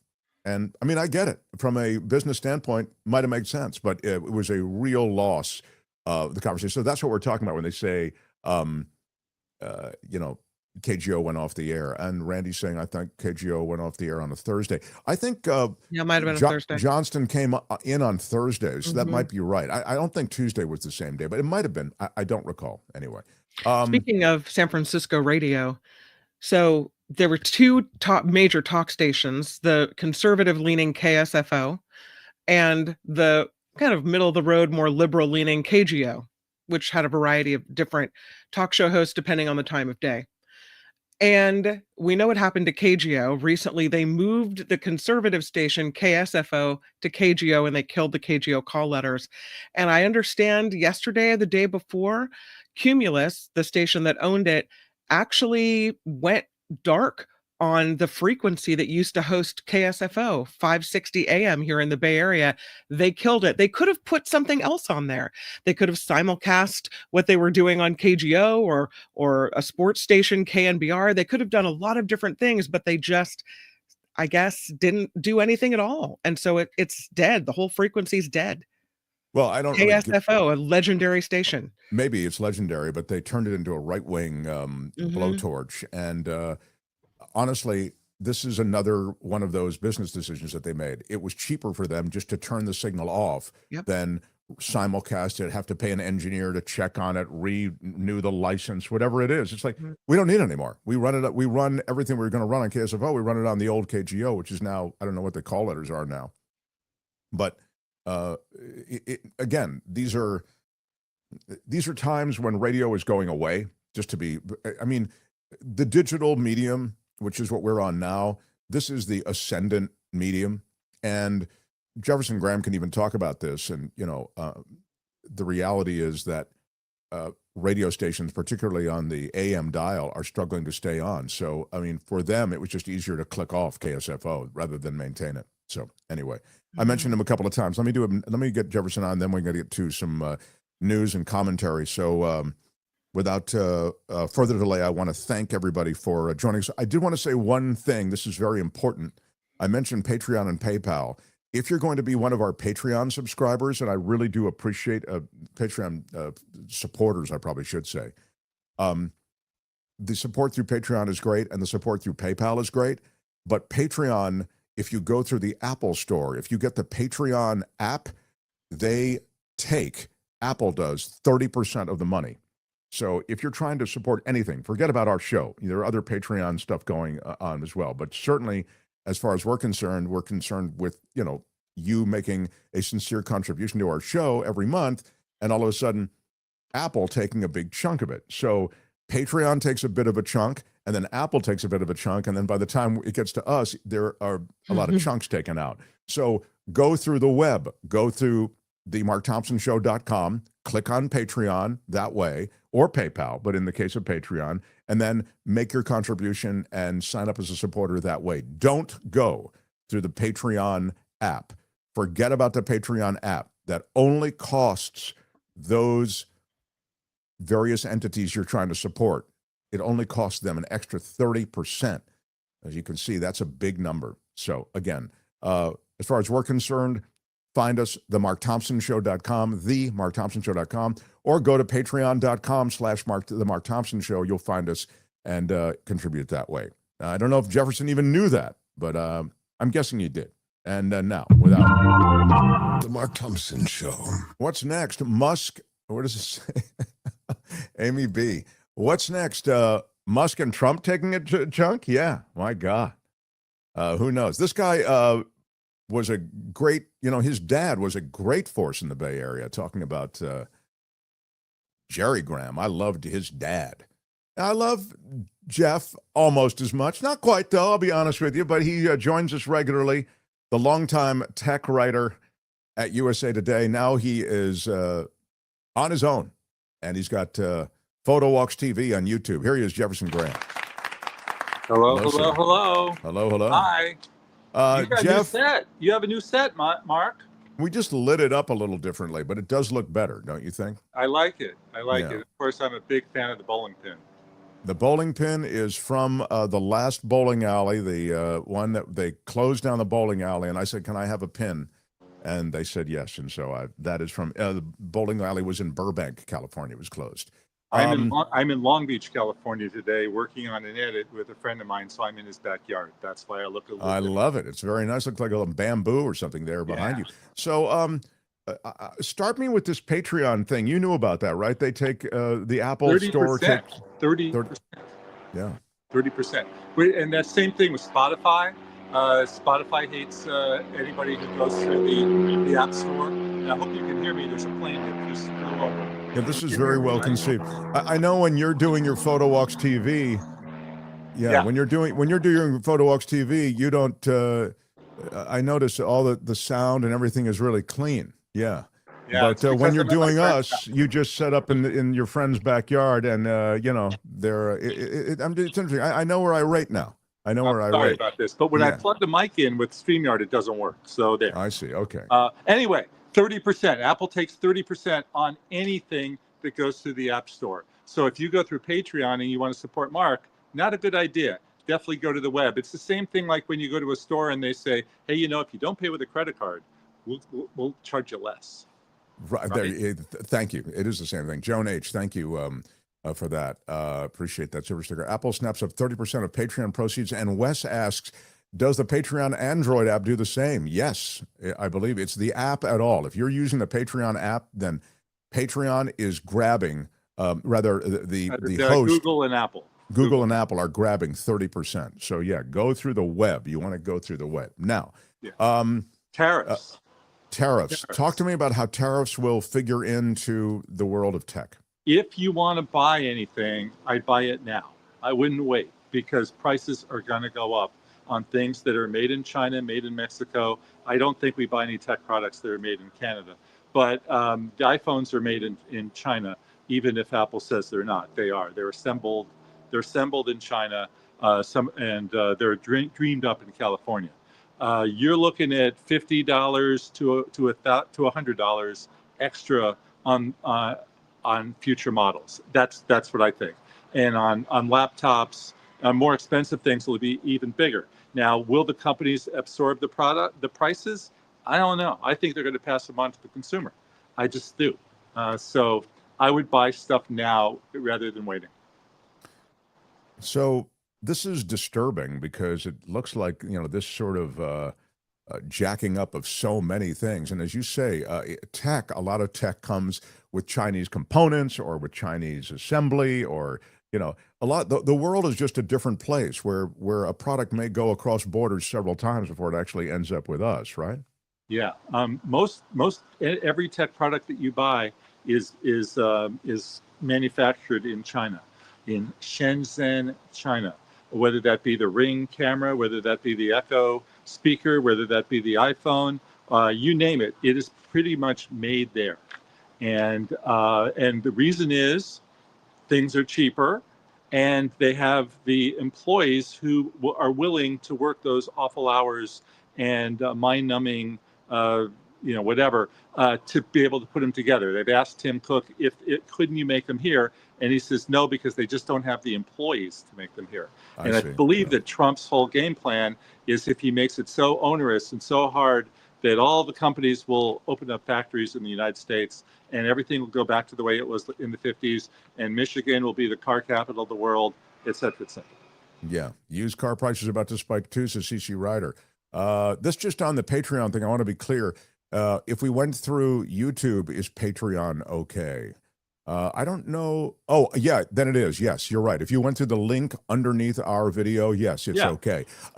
If you're already a Patreon supporter of the show, it doesn't affect you at all. That's already done. This is a new policy that they put in. So all of you who are so generous every month and support this show and a lot of other stuff probably through Patreon, that's fine. It's newcomers who are supporting the show. If they go through the Patreon app on the iPhone or on the Google Play Store, in either case, if it's an app, then Patreon has to give up 30% to There was Apple. a big court fight about this. Do you remember Fortnite? I believe they said they didn't want to pay the Apple tax anymore, and it wasn't fair. Right, of course. Yeah, no, it was litigated. It was litigated. Absolutely right. Yeah, for Patreon, use patreon.com. There you go. And you can find us, The Mark Thompson Show. So tell me about the new... There are a couple of new things out. The A word, I don't think I can, ALEXA. Well, let me go even more contemporary, because Apple announced a bunch of new iPads today. All right. Just this morning, the new iPod Air with an M3 chip, and it will only cost $799 for starters. And if you want to have fun and you want to play around and beef it up, it'll come to $1,500. A faster, etc. iPad that will have AI components in it, which is called Apple Intelligence. These are the new features that most people are kind of meh about, where they will summarize your emails and they'll do a little photo editing. I rarely ever use any of it. The bigger news to me, is a new iPad, the entry level, for $349 with double the storage and an A16 chip, so faster than the previous model, double the storage, but no AI. It will not be able to do AI, and I'm fine with that. A $349 product, that's the way things should be, don't you think, Mark? That's a new laptop, is that what you've just said? Not a laptop. It's an iPad. Okay. What you're looking at is an iPad with a magic keyboard that connects to it, and that's another $150. Why do I want to replace my iPad that's now three years old? You don't. No. That's Apple's problem, is that they can't convince people to upgrade the iPad because it's fine. What are you using it for? You're using it to watch TV shows, probably. Exactly. Right. Exactly. Yeah. There's no reason to update it. As far as Amazon, they have a new, faster, more chatty, more responsive A word. The digital assistant is spelled ALEXA, and that's coming out soon. $20 a month if you want to use the Plus version, but if you're a Prime member, it's free. There you go. So they say. I don't believe them. I do not believe that it's free. I believe it's free for 30 days. And then this is the age of not believing anything you're told by a big company or big government. Yeah. Well, I just, also Prime Video was free, no ads until there were, right? Thank you. That's exactly right. Yeah. What's interesting here is that they made a big stink about it and how great it is and so wonderful. And it only works on 4 devices. If you have the old Echo, no, it doesn't work on there. On the Dot, no, it doesn't work on there. It works on the Echo Show, which is the one with the screen, which was pretty much of a bomb product. You could buy a cheap one for $150 with an 8-inch screen if you want to check it out. But most people watching right now who have one of those products, it will not work with the new Plus. Yeah. Well, I'm all signed up for the new one, says Wes. What if you had a guest on the show named the A word? You couldn't say the name, says Dave. It's true. We've actually had to pass on guests who were named the same as the Amazon Could device. you call him Alex? You can't. Could you get Yeah, I away guess with we that? could have. No, we should call him back. We could have. That was the workaround on that. Photo Walks TV is Jeff's project. He is it's a wonderful kind of walk through all these different areas. He's a great resource for all the ways and all the functionality you have on these various devices. So do check him out. Jefferson Graham, Photo Walks TV, the YouTube series. Get back to your gardening, sir. Thank you.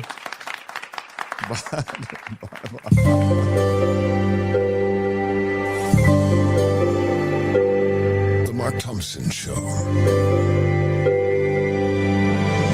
I am so excited about so much that's happened today. Wow, we did get these great contributions to the show. I don't want to go any farther without mentioning them. Beth Farmer, a $19.99, $20 super sticker into the show. I mean, that helps sustain us, baby. Big Come shout on, out. a big shout out. That's what I'm talking about. Wes Theria, an OG of the show. Big shout out. $5 super sticker. Wow. Gordon with a $5 super sticker. Yeah, Big right shout on. out. Sure. Joan H with a $10 super. Are you Big kidding shout me? out. Very, very cool. Rubio just said yesterday, if Trump was a Democrat, he'd be up for a Nobel Peace Prize, says Randy. That is what is driving Trump here. He wants a Nobel Peace Prize. You don't get a Nobel Peace Prize by forcing surrender to a fascist dictator. So maybe it has to be explained to him. I thought the war was going to be over on day one with a phone call. Yeah, well. What happened to that? I think he tried to get through. He got his voicemail, kept getting his voicemail. Yeah. Day 2, day 3, couldn't get through, got an assistant, then got an assistant's voicemail. I mean, to be fair, you got to give the guy a little credit. And who believed that Trump would actually ever care about lowering prices, says Sarah Kay. Yeah, I mean, look, he's a demagogue. He says what he knows will win in the room at the time. This from Big E61. Mark, I remember your first day on KGO back in 2019. I was listening while showering. Wow. That is the best way to enjoy the show. Yeah. Still, I'm best enjoyed in the shower. And if you're a little buzzed, I think I'm better enjoyed also. I remember it too. Pat Thurston leaned over and said, "We got a new guy coming on today. I think you're really going to like him." I was so nervous. I'll tell you, my first day, because, you have all these established people, and I knew Ron Owens is like family to me, and I've been in San Francisco for so long. I mean, I felt like I knew, but at the same time, the culture of KGO had sort of moved on. I mean, Ron was still there, but now are all these people I didn't know. So I had Brett, but I listened to Brett Burkhart because they were talking to me about who I wanted as a news person. I said, he's great. That's great.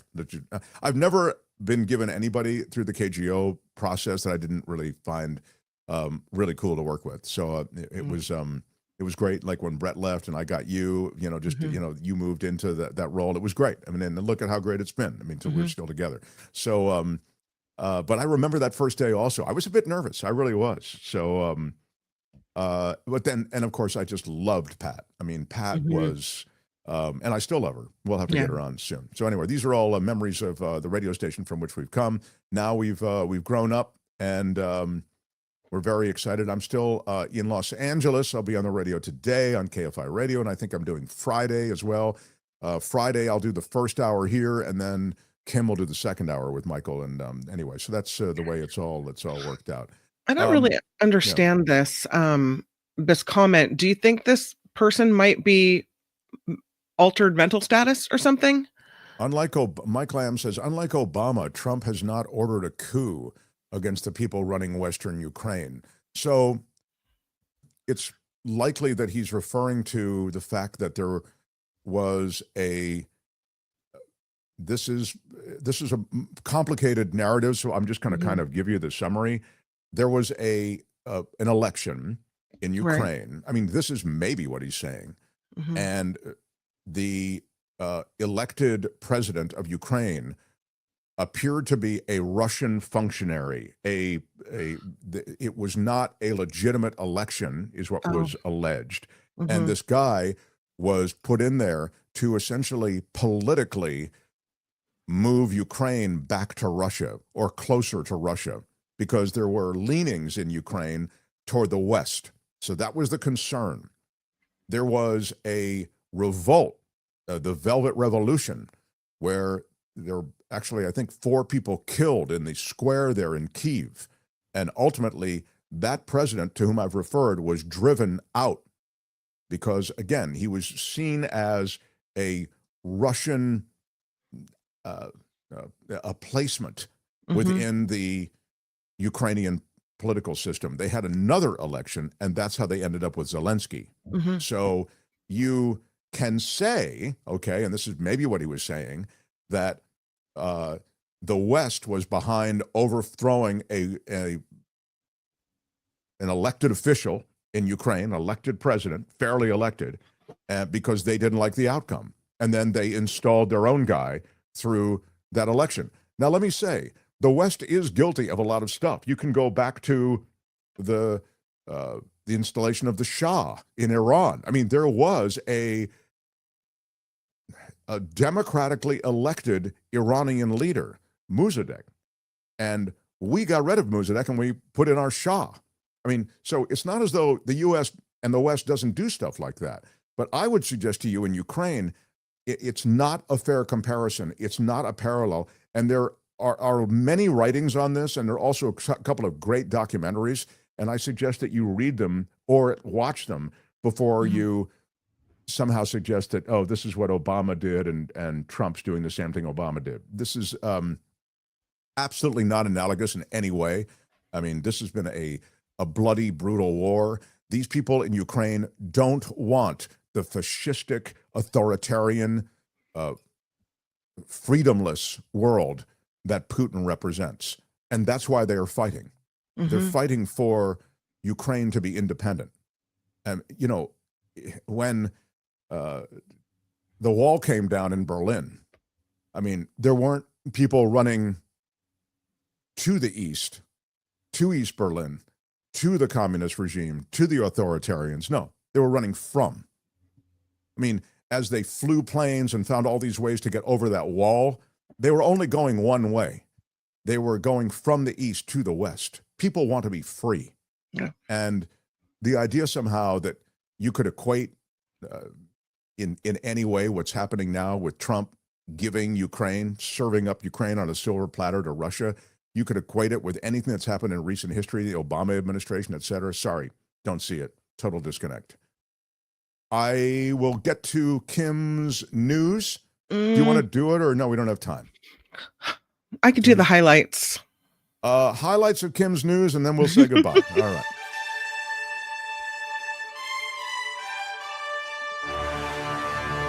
On the Mark Thompson Show, I'm Kim McAllister. This report is sponsored by CoachellaValleyCoffee.com.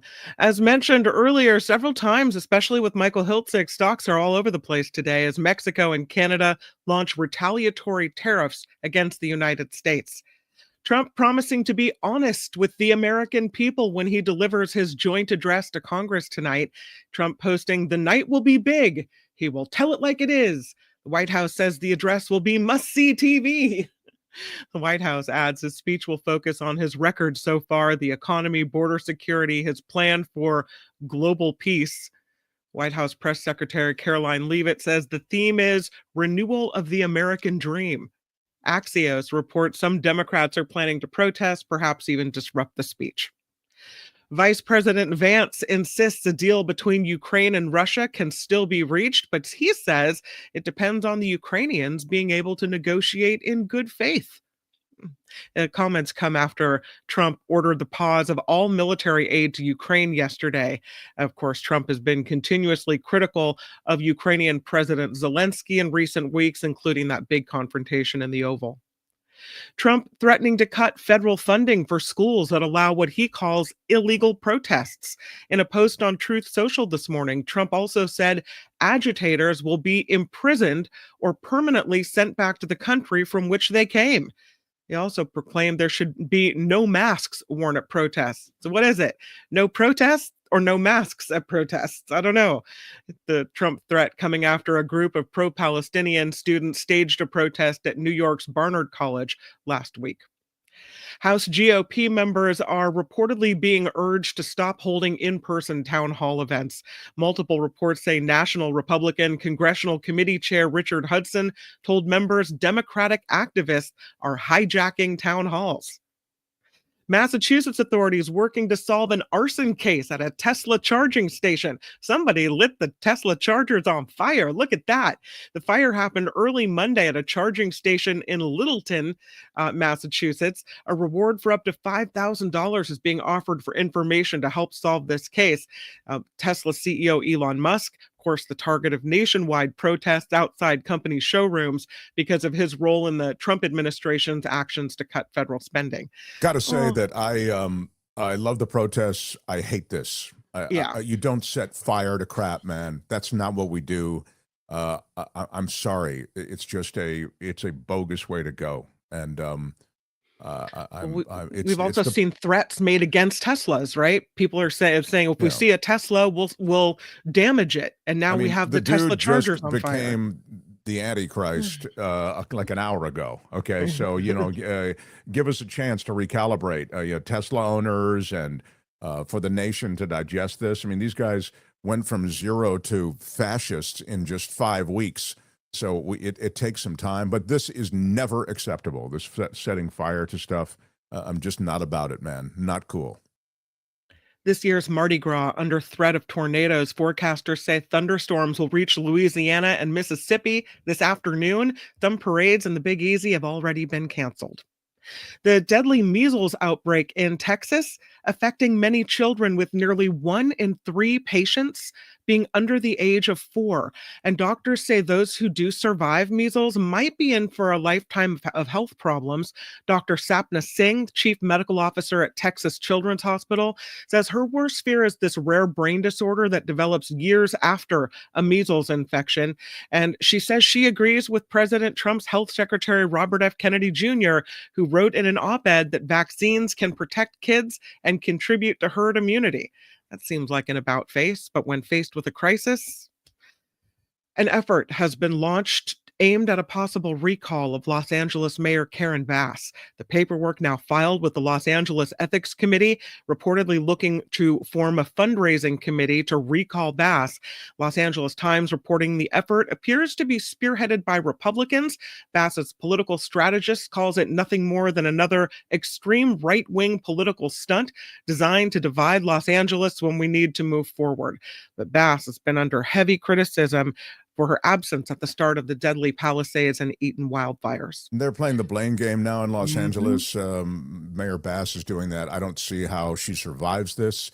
I don't know. She may survive the recall vote, but she will not survive and be reelected. I mean, I don't think there's a way to survive it. I'll put it that way.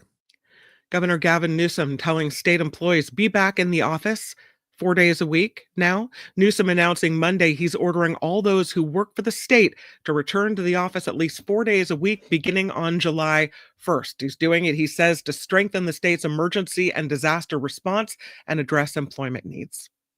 More than 24 LA County detention officers facing charges for allegedly staging gladiator fights among youth detainees at a juvenile hall facility. The 30 officers charged are accused of allowing and in some cases encouraging dozens of fights among inmates at Los Padrinos Juvenile Hall in Downey over a 7-month period in 2023. A Bay Area man is facing serious charges for allegedly embezzling from a local nonprofit and stealing thousands of dollars from NBA superstar Steph Curry.